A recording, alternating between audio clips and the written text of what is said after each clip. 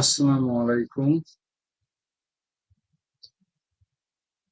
আমরা আমাদের প্রয়োজনে বিভিন্ন ওয়েবসাইট থেকে সফটওয়্যার নামাই এবং সেগুলো যখন ইনস্টলেশন করার পরে যখন লাইসেন্স ফাইলগুলো আমরা ইনস্টলেশন ডাইরেক্টরিতে যখন পেস্ট করার পরে আমরা সফটওয়্যারগুলো ব্যবহার করি।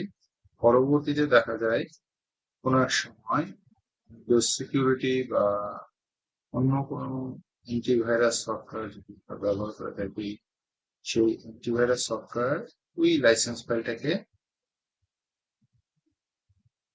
থ্রেট হিসেবে চিহ্নিত করে এবং ফাইলটাকে হয় সম্পূর্ণ রিমুভ করে ফেলে, অথবা কোয়ারেন্টাইন করে ফেলে, অথবা ওই ফাইলটার অ্যাক্সেসটাকে ব্লক করে দেয়। এক্ষেত্রে আমাদেরকে এই জিনিসটা খেয়াল রাখতে হবে যে উইন্ডোজ সিকিউরিটি বা কোনো অ্যান্টিভাইরাস সফটওয়্যার এই কাজটা করে আমাদের সেফটির জন্য। ওই কিছু কিছু ফাইল দেখা যায় যে সেটা থ্রেট হিসেবে না, কিন্তু ওরা ওদের ডিফল্ট অ্যালগোরিদমের কারণে থ্রেট হিসেবে কাউন্ট করে। হ্যাঁ, কিছু লাইসেন্স ফাইল এর ভিতরে ভাইরাস থাকতে পারে, বা যারা দেখা যাচ্ছে যে আমি অরিজিনাল ওয়েবসাইট থেকে নামালাম না, অন্য কোনো একটা ওয়েবসাইট থেকে নামালাম, সেখানে যে লাইসেন্স ফাইলটা আছে, যিনি ফাইলটা সফটওয়্যারটা ওখানে আপলোড করছেন তিনি হয়তো বা শয়তানি করে দুষ্টামি করে ওই লাইসেন্স ফাইলের মধ্যে কোনো একটা ভাইরাস অ্যালগোরিদম বা কি লুপ হোল স্ক্রিপ্ট লিখে দিছে, এবং সেই জন্য উইন্ডোজ সিকিউরিটি এবং অন্য যে সফটওয়্যারটা আমরা ব্যবহার করি সেই সফটওয়্যারটা অনেকে ক্যাসপারস্কি, অনেকে এভাস্ট, অনেকে 360, অথবা ইভিজি, অনেক অনেক মেগাফি, এরা হচ্ছে ওটাকে থ্রেট হিসেবে কাউন্ট করে। এক্ষেত্রে আমাদের খেয়াল রাখতে হবে লাইসেন্স ফাইলটা আমাদের কোন কোন ফোল্ডার বা ফাইলে অ্যাক্সেস নিচ্ছে। ওদের ওখানে আহ, ওদের যে হিস্ট্রিটা থাকে বা থ্রেড হিস্ট্রিটা থাকে, সেটা ওরা দেখায় যে আমার প্রোটেকশন, আমি উইন্ডোজ সিকিউরিটি ইউজ করি, এখানে প্রোটেকশন হিস্ট্রিতে যে আমি এখান থেকে দেখতেছি যে আমার কোয়ারেন্টাইন আইটেমের মধ্যে এখানে আমার কোনো কিছু নাই, অ্যালাউড আইটেমের মধ্যে যদি দেখি এখানেও কোনো কিছু নাই, আমার রিমুভ আইটেমের মধ্যে যদি দেখি এখানে একটা পাওয়ার ও রিমুভ করছে, এটা দেখি যে এটা হচ্ছে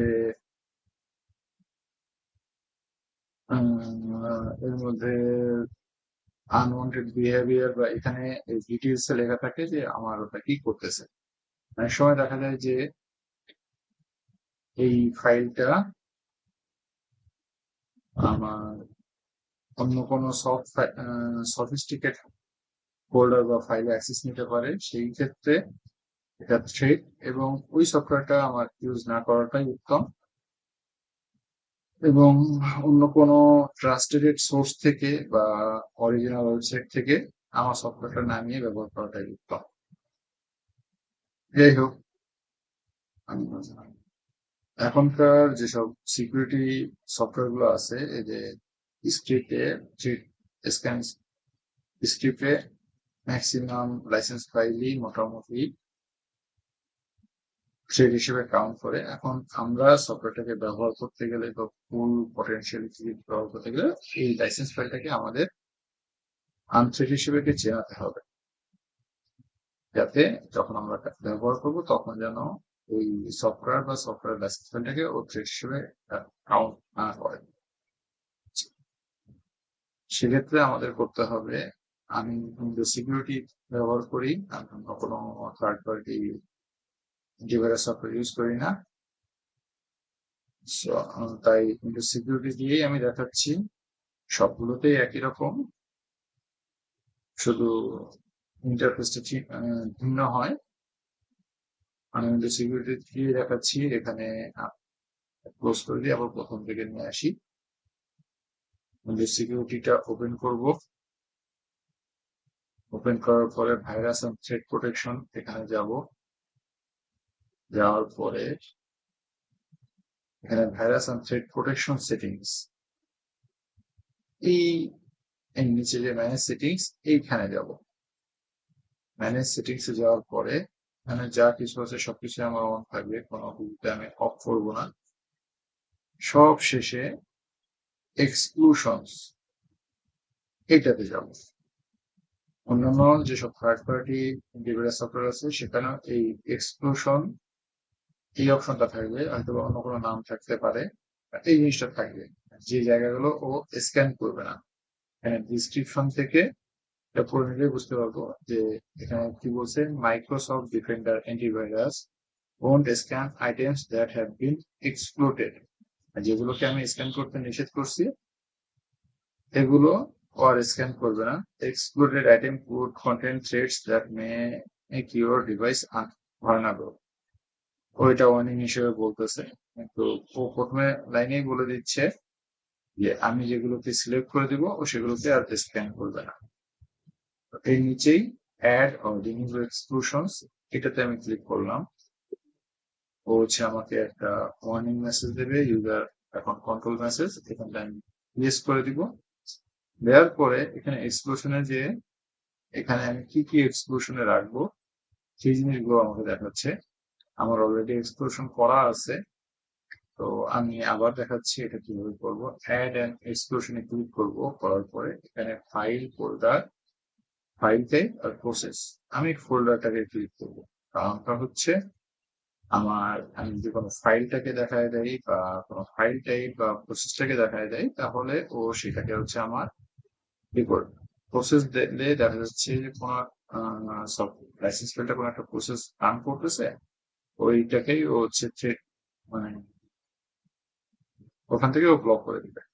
সেটা না করে দিয়ে ফাইল টাইপ থেকে আমার দেওয়ার দরকার নেই। সেক্ষেত্রে দেখা যাচ্ছে যে প্রসেসের ক্ষেত্রে একটু বলি, দেখা যাচ্ছে একই প্রসেস বিভিন্ন সফটওয়্যার রান করে।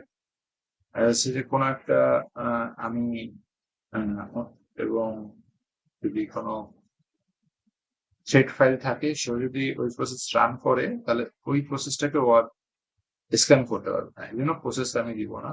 ফাইল টাইপের অর্থাৎ হচ্ছে আমরা যে ফাইলগুলো দেখি তার শীর্ষে ডটের পরে পিডিএফ বা জেপিজি বা ইএক্সি বা ডিওসি এরকম যেটা থাকে ওটা হচ্ছে ফাইল টাইপ। তো এই ফাইল টাইপেও দেখবো না। দেখা যাচ্ছে যে একটা ডক ফাইল বা একটা পিডিএফ ফাইল বা একটা জেপিজি ফাইল, ওই ফাইলের ভেতরেই স্ক্রিপ্ট করা রয়েছে একটা ভাইরাস কোড, সেজন্য ওটা রান হয়ে গেল, কিন্তু আমার সিকিউরিটি এটাকে স্ক্যান করলো। আমি ফাইলেও দিব না, কারণ দেখা যাচ্ছে যে ওই ফাইলের নামটাকে চেঞ্জ হয়ে যেতে পারে বা ওই নামে অন্য একটা পয়েন্টে ও ওই নামে থাকতে পারে, এবং ওইটা যেটাকে আমি চাচ্ছি সেটা না হয়ে অন্য আর একটা জায়গায় থেকে ওই ভাইরাসটা বা ওই স্ক্রিপ্টটা রান করে গেল। এই জন্য আমি সবসময় ফোল্ডার পাথটাকে চিনিয়ে দিব। আমি এখানে ফোল্ডার সিলেক্ট করব, করার পরে এবার আমি সি ড্রাইভ থেকে যাব। এখানে আমাকে যেগুলো চিনিয়ে দিতে হবে সেগুলো হচ্ছে প্রোগ্রাম ফাইলস 86, এবং এটা হচ্ছে আমার উইন্ডোজ 86 ভার্সন। এখন 90% কম্পিউটার, ল্যাপটপ বা ডেস্কটপ যেটা বলি না কেন, এখানে 64 বিট অপারেটিং সিস্টেম রান করে। এই জন্য প্রোগ্রাম ফাইলস এবং প্রোগ্রাম ফাইলস 86 এই দুইটা পাওয়া যাবে। এই দুইটাকে আমি সিলেক্ট করে দেব। যেমন আমার এখানে প্রোগ্রাম ফাইলস 86 সিলেক্ট করা আছে। এরপরে যাব হচ্ছে আবার ফোল্ডার থেকে আমি এখান থেকে চলে যাব হচ্ছে আবার সি ড্রাইভে যাব।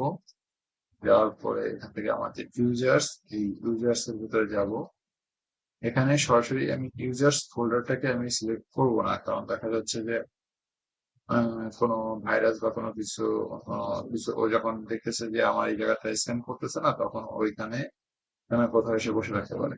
এই জন্য এটা সিলেক্ট করবো না। আমি আমার ইউজার্স এর ভিতরে ঢুকে আমার যে লোকাল ইউজার বা ডোমেইন আছে সেখানে আমি ঢুকবো। তারপরে এখানে এসে আমি অ্যাড্রেস বারে টাইপ করব slash A P T E A T A app data দিয়ে কিবোর্ডে ইন্টার চাপ দেব। দিলে এখানে আমার তিনটা ফোল্ডার আসবে, একটা হচ্ছে লোকাল, একটা হচ্ছে লোকাল লো, আর একটা হচ্ছে রোমিং। তো আমি এখানে লোকাল এবং রোমিং এই দুইটা ফোল্ডারকে সিলেক্ট করে দেব। এখানে আমার এই যে লোকাল এবং রোমিং দুইটাকে সিলেক্ট করা হয়েছে। বাকি যে দুটো এই দুটো এডিশনাল, সেটা হচ্ছে আপনি আপনার মতো করে দেখবেন যে কোন কোন ফোল্ডার আপনার জন্য এক্সক্লুশনে রাখা উচিত।